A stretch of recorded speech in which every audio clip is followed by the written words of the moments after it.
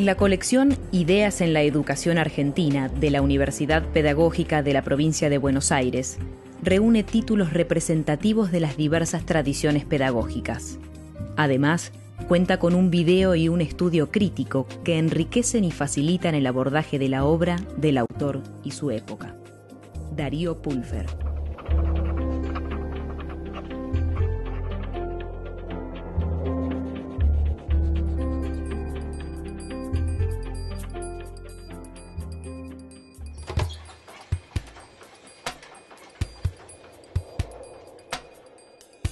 El lento progreso de las sociedades humanas ha creado en estos últimos tiempos una institución desconocida a los siglos pasados.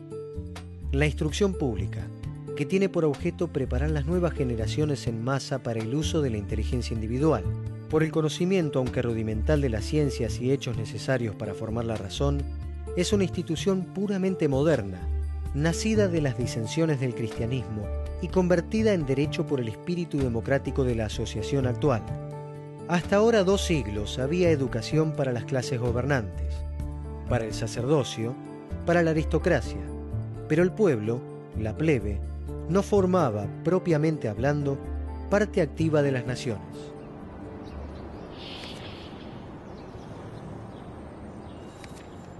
Domingo Faustino Sarmiento nace en febrero de 1811 en la provincia de San Juan.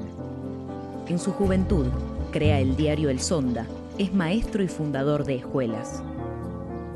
Durante su exilio en Chile es periodista y además dirige la primera escuela normal de preceptores de América Latina. Los viajes que emprende por Europa y América del Norte son fuente de información para sus producciones intelectuales. Asume diferentes roles en la función pública. Es jefe del departamento de escuelas, senador provincial, gobernador de la provincia de San Juan. Se desempeña como diplomático y es electo presidente de la Nación. Las iniciativas políticas de Domingo Faustino Sarmiento dejan una impronta imborrable en el sistema educativo argentino. Estamos en el Museo Sarmiento, en el barrio de Belgrano, un lugar que efectivamente sirve mucho para entender lo que fue su vida, la variedad de su vida como diplomático, como militar, como educador, como político. Acá está todo lo que conservamos de su vida y de su memoria y sirve también como un lugar que nos permite entender buena parte de su pensamiento. Educación Popular es un libro que nace como un diario de viajes. Es el viaje que Sarmiento realiza por los países europeos, por Estados Unidos, enviado por el gobierno de Chile. En esa época, estamos hablando de 1847, 1848, Sarmiento era un exiliado político en Chile, era director de la Escuela Normal, formación de maestros chilenos en Santiago, y el gobierno chileno lo envía a Europa para estudiar los sistemas educativos europeos y ver qué de eso se podía aplicar en nuestras tierras. Sarmiento en su viaje encontró 2 modelos distintos de enfrentar el problema educativo. Esquemáticamente uno podría decir que esos 2 modelos pueden estar representados por Francia y por Estados Unidos. El modelo francés, el modelo europeo, es un modelo muy centralizado y eso implicaba entonces que el gobierno de la educación estaba en manos de la administración central, con muy poca autonomía a los poderes locales, a los propios directores de escuela, etc. Y el modelo americano era un modelo donde la educación estaba en manos del municipio, de los agentes locales, porque no hacía falta tampoco imponer un modelo único, primero porque los americanos, como migrantes de Gran Bretaña, defendían muy fuertemente su libertad, su autonomía, su individualismo, y luego además porque efectivamente había mucha homogeneidad en los poderes locales, cosa que no existía en Francia y tampoco acá en Argentina. Ahora, Sarmiento viene muy influido por ese modelo de administración y también muy influido por la importancia que en Estados Unidos se le daba a la escuela primaria. Esa es la otra gran diferencia entre los 2 modelos. La educación popular particularmente tiene una particularidad que es mostrar la complejidad del fenómeno educativo. Todo el libro va desde las dimensiones más estructurales, gobierno, administración, financiamiento, la educación, hasta el detalle de los maestros, cómo tienen que enseñar, los métodos didácticos en la sala de clase. Luego de la declaración de la independencia y hasta algunos años posteriores a la sanción de la Constitución Nacional de 1853, la situación del actual territorio argentino se caracteriza por las guerras civiles en torno a diferentes proyectos políticos en pugna. A partir de 1862, Buenos Aires se une a la Confederación Argentina, generándose así condiciones políticas favorables para la conformación del Estado Nacional. Este proceso está fuertemente ligado al diseño de las políticas públicas en el ámbito educativo, orientadas a construir la identidad nacional.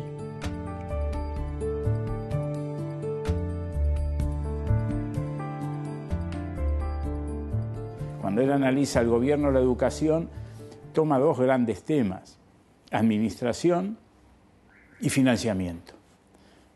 En el tema de la administración, el gran debate era entre elegir un modelo centralizado de gestión educativa o descentralizado. Sarmiento era claramente partidario de un modelo descentralizado, con mucha influencia del municipio. Cuando él fue director general de escuelas en la provincia de Buenos Aires, impulsó una ley de educación creando los consejeros escolares municipales, que todavía hoy existen sin grandes funciones, porque en el debate educativo argentino más bien predominó la otra corriente, la más centralista. La ley 1420 es eso. En la ley 1420 aparece un modelo de gobierno de la educación muy centralizado, que tenía que ver con la idea de crear el Estado-Nación en base al pensamiento porteño, al pensamiento de la administración central.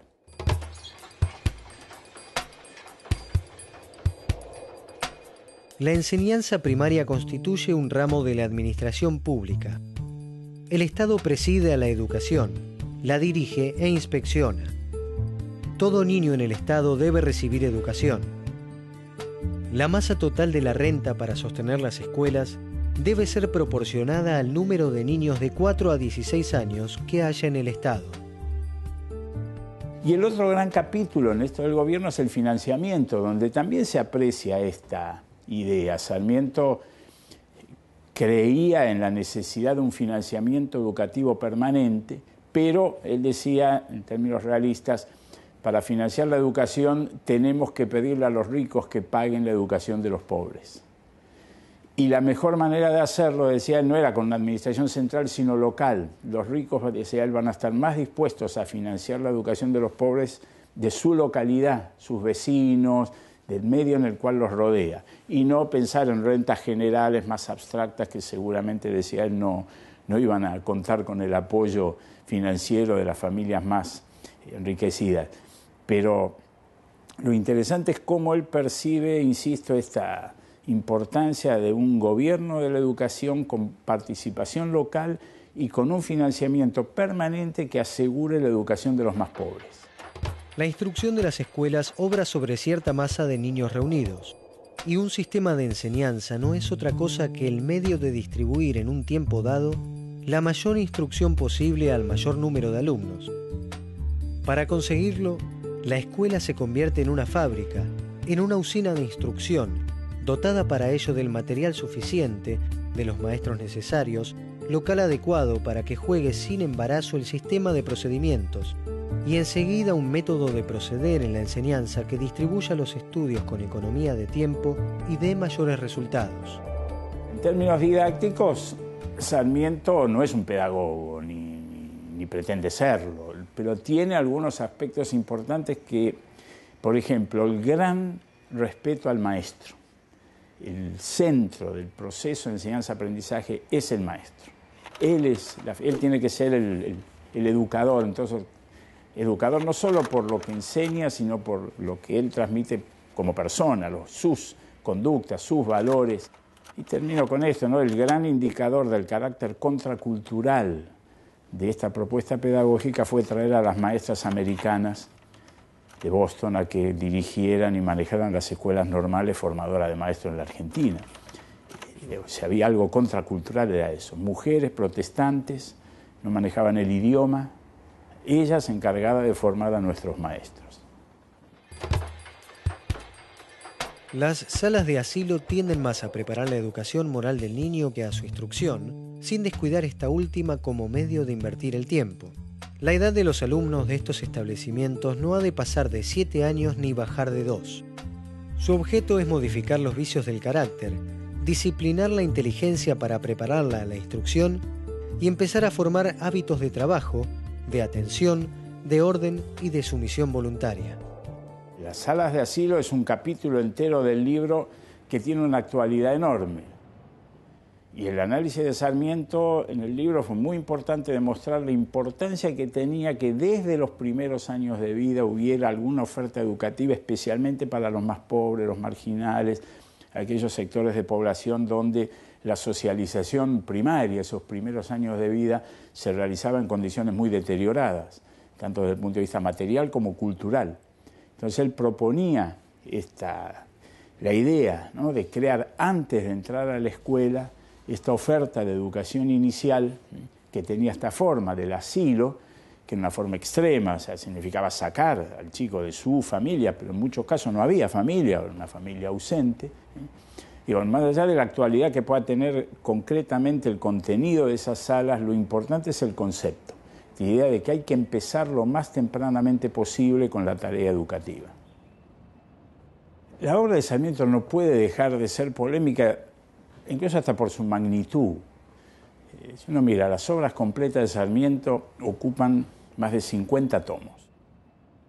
Creo que hoy estamos en condiciones de mirar a Sarmiento con una perspectiva más distante y que nos permita dejar de lado esos aspectos que forman parte de las contradicciones de un hombre que evolucionó, que fue un gran combatiente, en el sentido que entonces pudo haberse equivocado, y recuperar lo mejor de su tradición, que es esta apuesta fuerte a la educación popular. Y la pasión. Lo que uno puede más admirar en Sarmiento es esa pasión por llevar adelante sus ideas. A veces uno piensa que las cosas no son posibles, porque son muy difíciles. Bueno, Sarmiento siempre llevaba el límite de lo posible al extremo. Por eso era desmesurado. Y esa parte desmesurada del pensamiento sarmientino tiene su valor, tiene una gran importancia, y yo creo que eso es lo que a mí más me atrae, más admiro y también más le envidio, porque hay que tener mucha capacidad para ponerle tanta pasión a las cosas como le puso él.